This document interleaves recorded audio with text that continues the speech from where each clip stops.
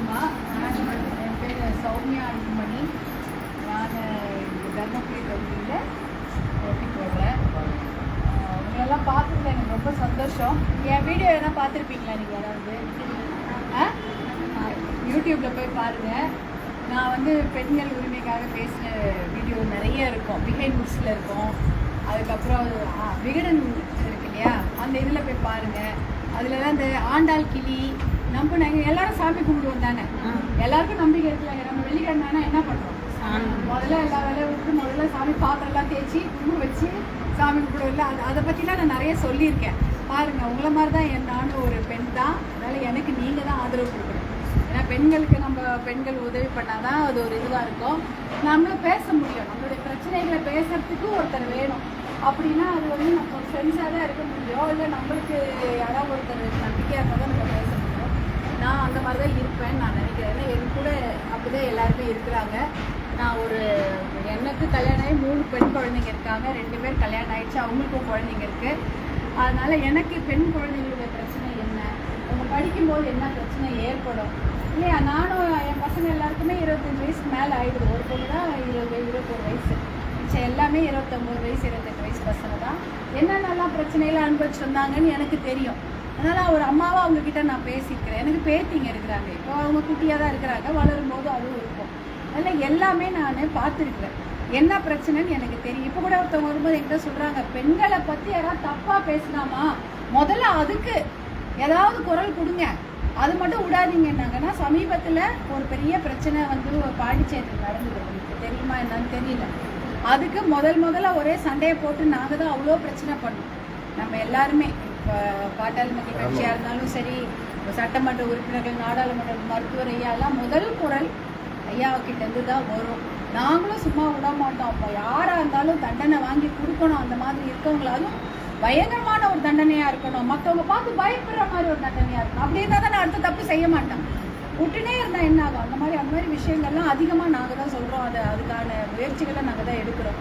அதனால் ஒரு பெண்களுக்கான எந்த குழந்தைங்களா இருந்தாலும் சரி, பெரியவங்களா இருந்தாலும் சரி, இப்போ படிக்கணும்னு நினைப்பீங்க, ஆனால் போய் படிக்கவே முடியாதுன்னா கல்லூரி எங்கே இருக்கோம்? ஒரு மணி நேரம் போகணும். பஸ்ஸில் யாராவது நம்மளை அனுப்புவாங்களா? ட்ரெயினில் அனுப்புவாங்களா? மாட்டாங்க. பக்கத்தில் இருந்தால் பரவாயில்ல போய் படிக்கட்டும் அப்படின்னு நம்ம பண்ணுவோம். அப்படி தான் நம்ம நினைப்போம். ஏன் 1 மணி நேரம் அதில் பஸ்ஸில் பேருந்தில் தான் அனுப்பணும், வழியில் பிரச்சனை வரும், வேண்டாம் வீட்டோடையே வச்சுக்குவோம், இல்லை கல்யாணம் பண்ணி கொடுத்துருவோம், ஏதாவது ஒன்று நினைப்போம். ஆனால் அந்த மாதிரிலாம் இருக்கக்கூடாது. பெண் கல்விக்கு முக்கியத்துவம் கொடுக்கணும். பக்கத்தில் அருகாமையில் மகளிர் கல்லூரிலாம் உருவாக்கணும். இந்த மாதிரி விஷயங்களை தான் நாங்கள் அடிக்கடி பேசுகிறோம். அதனால் அதே போல் வேலைவாய்ப்பை பற்றியும் நாங்கள் சொல்லிட்டு தான் இருக்கோம். இங்கே நீங்கள் பரவாயில்ல, உங்களுக்கு ஒரு நல்ல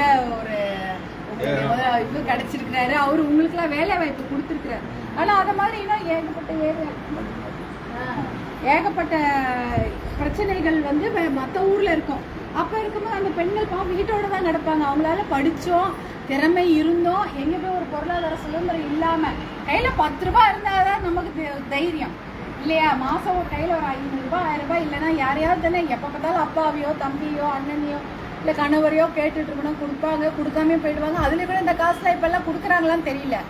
பாதி பேர் அது எங்கே போகுதுன்னு நமக்கே தெரியும். சம்பாதிப்பாங்க, ஆனால் சம்பாதிச்ச காசை கொண்டு போய் மதுக்கடையில் தான் கொடுத்துருவாங்க. அதுக்கப்புறம் நமக்கு சேர்றது மிச்சம் மீதி தான். அதுக்கே பிரச்சனையாக இருக்கும். இப்போ எவ்வளோ சம்பாதிக்கணும் அதோட அதிகமாக மதுக்கடையில் கொடுக்குறாங்கன்றது தான் தர்மபுரியை பொறுத்த வரைக்கும் உண்மை நிலவரம். சம்பாத்தியத்தை விட அதிகமாக கோடியாக மதுக்கடையில் தான் கொடுக்குறாங்க. எங்கேருந்து காசுன்னு தான் தெரில. நீங்கள் தான் சம்பாதிச்சு கொடுக்குறீங்களா? அதுக்கு கொடுக்குறாங்களா இல்லையா? முழுவாள் வாங்கிடுவாங்க போல இருக்கு. பசங்களுக்கு படிப்பாங்க, ஃபீஸ் காசு இல்லையா, தீபாவளி பொங்கலுக்கு ட்ரெஸ்ஸு வச்ச காசு எல்லாத்தையும் எடுத்துகிட்டு போயிடுவாங்கன்னு நினைக்கிறேன். ஏன்னா அவ்வளோ அதிகம் சம்பாதிப்பதே அதிகமாக மதுக்கடையில் தான் போகும். அதனால் நமக்கு ஒரு இது வேணும், ஒரு தொழில் வேணும். அது மாதிரி விஷயங்களுக்கெல்லாம் பாட்டாளி மக்கள் கட்சியும் மாம்பழ சின்னமும் பாடுபடும்ன்றது உங்களுக்கு சொல்லிக்கிறோம். நாங்கள் 108 ஆம்புலன்ஸ் கொண்டு வந்த சின்னமும் மாம்பழம் தான். வந்த உடனே மதுக்கடையை மூடுவோம்னு சொல்கிற சின்னமும் மாம்பழம் தான். அதுதான் எப்போ போனாலும் என்னை கேட்பாங்க, எந்த ஊருக்கு போனாலம்மா மதுக்கடையை முன்னாடி மூடுமா, மதுக்கடையை முன்னாடி மூடணும்மா, எங்களுக்கு அதிகாரம் வரட்டும், ஃபஸ்ட்டு சைன் அதுதான் சொல்லியிருக்கோம். அந்த மாதிரி நாங்கள் சொல்லியிருக்கிறோம். அது மாதிரி இங்கே அரசு மருத்துவ கல்லூரி இருக்கு இல்லையா, முன்னாடிலாம் உடம்பு சரியில்லைன்னா எங்கே போயிட்டு இருந்தோம்? சேலம், கோயம்புத்தூர் தானே. இப்போதான் தருமபுரியிலே போகிறேன்னா அந்த மருத்துவக் கல்லூரியை கொண்டு வந்த சின்னம் மாம்பழ சின்னம்.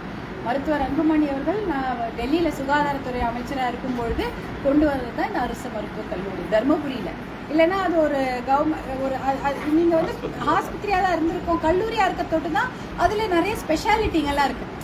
சிறப்பு விஷயங்கள், ஒரு ஸ்கேன் போகணுன்னா இல்லைன்னா எங்கேயும் போகாமல் இங்கேயே போயிடலாம். அந்த மாதிரி விஷயங்கள்லாம் கல்லூரியாக மருத்துவக் கல்லூரியான அப்போ தான் கிடைக்கும். அதை மாதிரிலாம் போனோம். ஏன்னா தருமபுரினாலே எங்களுடைய ஹார்ட் க்ளோஸ், எங்கள் நெஞ்சுக்கு அதிகமாக நெருங்க இருக்கக்கூடிய ஒரு ஊர், அதுதான் ஒரு தருமபுரி. நான் வந்து தொடக்க ஊருக்கு அதிகமாக போயிருப்பேன்னா, தருமபுரிக்கு அதிகமாக வந்திருப்பேன்னா, ஹேண்ட்ஸ் டவுன் தருமபுரிக்கு அதிகமாக வந்திருப்பேன்.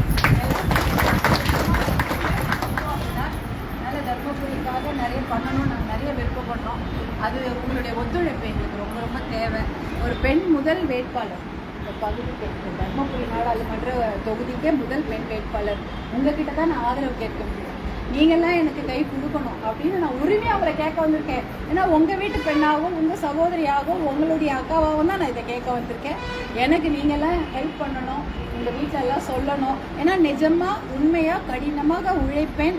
எதுக்காகனா நம்ம பெண் குழந்தைங்களும் பெண்களும் நல்ல பாதுகாப்பாக அவங்க ரொம்ப சந்தோஷமாக தைரியமாக நவராத்திரியிலையும் போகணும், வரணும், வேலைக்கு போகணும், படிக்கணும், சந்தோஷமாக இருக்கணுன்றது தான் என்னுடைய விருப்பம்.